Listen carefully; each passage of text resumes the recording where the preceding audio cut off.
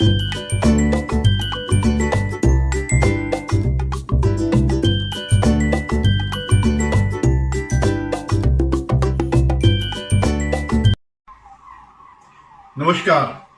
शोमरतोड़ी analysis में आपका स्वागत है।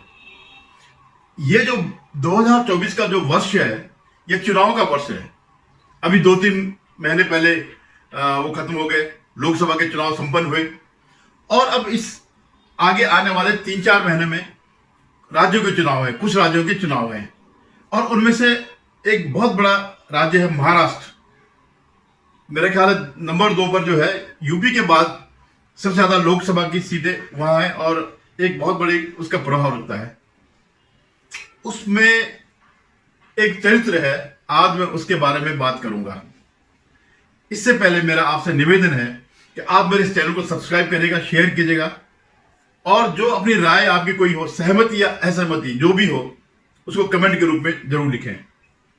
धन्यवाद। तो मैं महाराष्ट्र की बात कर रहा था। महाराष्ट्र में अभी हरियाणा और जेएंडके के चुनाव डिक्लेयर हो गए हैं और इसी साल बहुत संभवतया महाराष्ट्र और झारखंड के चुनाव भी डिक्लेयर हो जाएंगे। यह इस बात की इसी शेड्यूल में ये सब होना है। इनमें से सबसे महत्वपूर्ण राज्य महाराष्ट्र है, क्योंकि जैसे मैंने पहले बताया आपको कि महाराष्ट्र में 48 सीट है, जो कि यूपी के बाद सबसे बड़ा राज्य है और इसके अलावा बड़ा कॉन्ट्रडिक्शन वाला राज्य है ये। और इसमें कई बड़ी पार्टियां हैं जो राष्ट्रीय स्तर की हैं, भले ही वो अलग गठबंधन के रूप में सामने आई हो, लेकिन हर उसको रिप्रेजेंट करते हैं, हर वर्ग को रिप्रेजेंट करते हैं। तो क्योंकि ये इसका प्रभाव बहुत पड़ना है आगे जाकर के भारत की राजनीति पर, खासकर एनडीए की राजनीति पर, तो उसका जिक्र करना बहुत जरूरी है। शायद नवंबर या दिसंबर में जो है ये चुनाव होंगे, ये इस बात की संभावना है। अब आज मैं सिर्फ एक फिगर की बात कर रहा हूं, वो है महाराष्ट्र के पूर्व मुख्यमंत्री, 2.5 साल के मुख्यमंत्री बाला साहब ठाकरे के बेटे उद्धव ठाकरे के बारे में। उद्धव ठाकरे वो शख्स हैं जिन्होंने 2019 में अपना कॉम्बिनेशन, जो उनको जनमत मिला, जिन मुद्दों पर जनमत मिला, जनता का आशीर्वाद मिला, उसे तोड़ करके वे विपक्ष में शामिल हो गए मुख्यमंत्री के पद के लिए।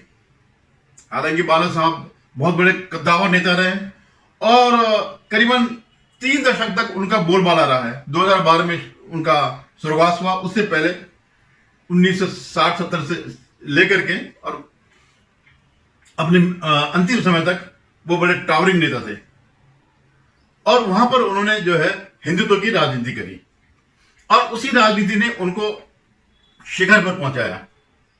शायद ही कोई ऐसा होगा जो बाला साहब ठाकरे को देश या विदेश में नहीं जानता हो। विदेश में माने मेरा मतलब यह है कि जो वॉच रखते हैं, राजनीति में इंटरेस्ट होता है, वो सब बाला साहब ठाकरे को जानते हैं। और देश में तो खैर उन्हें हिंदू हृदय सम्राट ही कहा जाता था। और शिवसेना प्रमुख, तो शिवसेना प्रमुख बाला साहब ठाकरे के बेटे जो हिंदू हृदय सम्राट थे, उनके बेटे उद्धव ठाकरे सत्ता के लिए उन्होंने उनका सारा हिंदुत्व छोड़ दिया और उन लोगों से वो मिल गए जिनसे बाला साहब हमेशा लड़ाई लड़ते थे। अब स्थिति क्या है उद्धव ठाकरे की? जो अभी संपन्न हुए थे जो लोकसभा के चुनाव, उसमें जो इनका एमवीए महाविकास आघाड़ी है, उसको आशा से भी ज्यादा सफलता मिली। लेकिन उसके बाद परिस्थितियां बदल गई। उसके बाद सबसे बड़ी पार्टी के रूप में उभरी कांग्रेस, जिसका वहां पर एक ही वो था, सांसद था। और उसके बाद भले इनके 9 आए हों, और उसके बाद शरद पवार उभरे। क्यों उभरे शरद पवार? क्योंकि उन्होंने कम सीट पे चुनाव लड़े और ज्यादा सीट पे जीते। और सबसे ज्यादा सीट पर चुनाव लड़ने वाले जो उद्धव ठाकरे और उनका जो धड़ा है उद्धव बाला साहब ठाकरे वाला, वो जो है उसको 9 सीट मिली, लेकिन बहुत ज्यादा सीट में लड़ी, यानी उसका प्रदर्शन इन तीनों में सबसे कम था। अब क्योंकि उद्धव ठाकरे मुख्यमंत्री के पद के लिए उन्होंने अपने सारे सिद्धांत तोड़ दिए, अपने पिता के खिलाफ, जो उनकी विचारधारा थी, जो उनकी भावना थी, उसके खिलाफ हो गए। अब उसी पद को पाने के लिए दोबारा वो लालायित हैं और उसके लिए तिकड़मे कर रहे हैं, जोड़ तोड़ कर रहे हैं। वो अपनी पहले तो वो दिल्ली गए सोनिया गांधी से मिलने के लिए, राहुल गांधी से मिलने के लिए, खड़गे से मिलने के लिए कि मुझे जो है उसका उम्मीदवार बना दो मुख्यमंत्री का, लेकिन उन्होंने कोई भाव नहीं दिया। फिर जब इनकी वो हुई, यहां पर जब कॉन्फ्रेंस हुई या इनकी मीटिंग जब हुई मुंबई में, वहां पर उन्होंने स्पष्ट रूप से ये बात कही कि आप जो है किसी को नाम जो है मुख्यमंत्री के रूप में प्रोजेक्ट करें।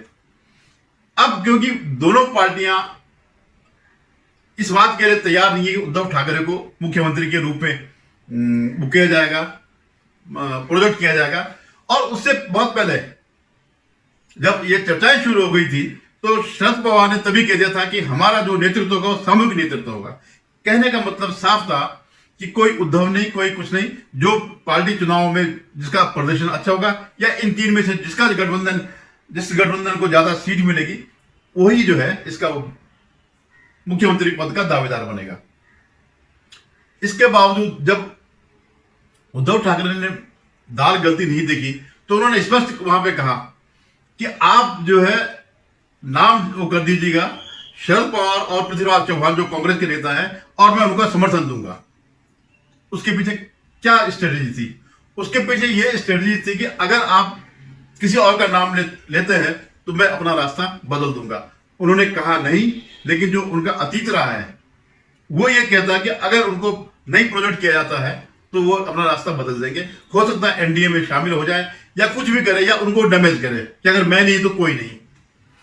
अब क्यों नहीं उनका नाम हो रहा है, उद्धव ठाकरे के नाम पर क्यों नहीं सहमति हो रही है? उसके पीछे कारण है क्योंकि जितना उन्होंने निचोड़ना था, जो महाविकास अघाड़ी ने जो शिव सैनिकों से जो जितना निचोड़ना था वो उन्होंने लोकसभा के चुनाव में देख लिया। और जो स्थिति इसकी बाला साहब उद्धव ठाकरे की जो जितनी सीटें जीती उसमें मुस्लिम वोट बैंक बहुत, उसका परसेंटेज बहुत था, और जो मराठी था या महाराष्ट्र था अदर देन मुस्लिम, वो सारा का सारा चले गया एकनाथ शिंदे के पास। और इस बात को वो भी समझ रहे हैं। महाविकास अघाड़ी के दोनों घटक कांग्रेस और एनसीपी। मैंने बहुत पहले लिखा था कोरा में कि शरद पवार जो कुछ भी राजनीति कर रहे हैं उनका मुख्य काम है शिवसेना को खत्म करना। हालांकि इसी प्रोसेस में उनकी पार्टी भी टूट गई, लेकिन उन्होंने किसी तरह लोकसभा में अपनी इज्जत बचा दी। आगे क्या होगा ये देखने की बात होगी। तो उनका मुख्य उद्देश्य था कि दो क्षेत्रीय पार्टियां न रहें, दो क्षेत्रीय पार्टियां यानी एनसीपी और शिवसेना। अब शिवसेना के तो दो टुकड़े हो गए, तब भी जो है उनका जो है काम यही है कि दो में से एक ही क्षेत्रीय पार्टी रहे, और फिर क्षेत्रीयता के नाम पर हम आगे या उनकी बेटी जो भी उनका परिवार का कोई बनेगा, क्योंकि ये तो पारिवारिक पार्टियां हैं, इनकी राजनीति तो वहीं तक है, तो वो आगे उसको लीड करे, यानी एनसीपी ही रहे राष्ट्रीय पार्टियों के समक्ष। और राष्ट्रीय पार्टियों में भी कांग्रेस तो वहां मृत प्राय थी, इस बार उठ गई इस वजह से, इन तीनों के महागठबंधन से। और कई और चीजें थी जैसे मराठा आंदोलन, उस पर ओबीसी की नाराजगी, ये सब चीजें थी, और कांग्रेस उभर गई। लेकिन उनका सिर्फ यही है कि अकेला मैं और बीजेपी हम दोनों आपस में लड़े, अब फिर हमें मेरे लिए हमारी पार्टी के लिए बीजेपी को हराना संभव होगा। तो इन चुनाव अब उनको इसकी जरूरत नहीं रह गई उद्धव ठाकरे की। क्यों नहीं रह गई? क्योंकि जो मराठा वोटर था वो इनके पास नहीं गया, 4-5% से ज्यादा नहीं गया, वो मेनली गया शिंदे के पास। अब इनके पास जो ठाकरे के पास है वो रह गया मुख्य रूप से मुस्लिम वोटर। अब वो पूर्णतया उस वोटर को खुश करने में लगे हैं, क्योंकि उद्धव बाला साहब ठाकरे भी समझ गए हैं कि मराठों का मुझसे मोह भंग हो गया, क्योंकि मैंने अपना जो मूल वो था सिद्धांत था, मैं उस ट्रैक से हट गया।